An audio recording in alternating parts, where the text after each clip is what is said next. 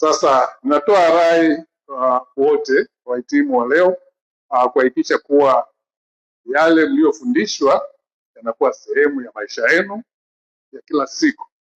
Msiache akabaki kwenye madaftari tu na kwenye mafaili huko, bali muendelee kuyatumia katika maisha yenu ya kila siku na katika maeneo yote na mahusiano na jamii nzima ambayo tutakuwa tunaihudumia. Na pia mtangulize maslahi mapana ya taifa katika utendaji wenu. Nasisitiza maslahi ya taifa. Aidha, tumieni elimu na maarifa mliyopata kutafuta na kutengeneza fursa za ajira au kuwekeza kwenye biashara. Ndugu washiriki, kumbukeni pia kuwa kuhitimu mafunzo haya na masomo yale ya muda mrefu ambayo mmeyafanya sio mwisho wa kujifunza. Kwa tunaambiwa mwanzo wa jambo moja, mwisho wa jambo moja ni mwanzo wa linalofuatia. Naitwa Evaristo Aule, ni profesa mshiriki na naibu mkuu wa chuo mipango fedha na utawala.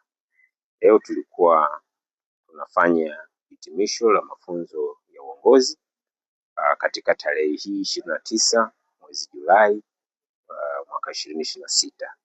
Tumefanya hitimisho hilo katika siku ambayo ni kumbukumbu ya kuanzishwa kwa chuo chetu ya chuo cha kumbukumbu ya Mwalimu Nyerere ambacho kinatimiza miaka 65 tangu kimeanzishwa. Chuo hiki kilianzishwa kwa lengo la kutengeneza viongozi ambao kujenga wanafunzi wetu juu ya uadilifu, uzalendo na uwajibikaji na utaifa, na ndio malengo ambayo tunayafanya mpaka hivi leo. Kwa hiyo baada ya wanafunzi wetu kupata mafunzo mbalimbali katika masomo yao, huwa tuna hiyo program ya pekee kwa wanafunzi wetu wote juu ya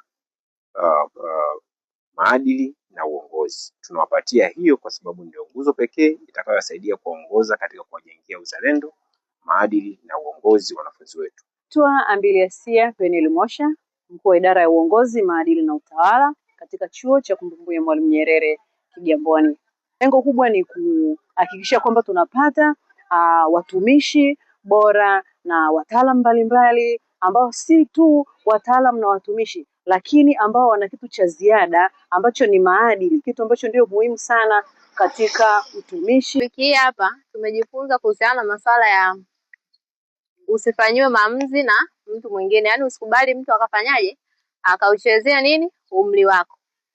Mimi kama msichana nimepata mafunzo kwamba tunapomaliza hapa hata kwenda huko mitaani usikubali mtu akafanyaje akauchezea muda wako, kwa sababu muda wako ni mtaji, lakini pia umri wako ni mtaji. FM kutoka Tabata, Dar es Salaam.